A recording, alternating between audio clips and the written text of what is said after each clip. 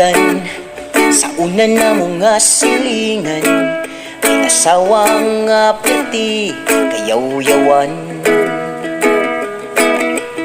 Bana kong magabhian, di niya pasudlong siradan, di niya padulugong isilutan. Palahubog ko niyang bana sa bintana musaka, pag-abot niya sa sulod magsuka. Inyong asawa wanay ayaw ni layas hawa diri, imong gisukahang natong katri.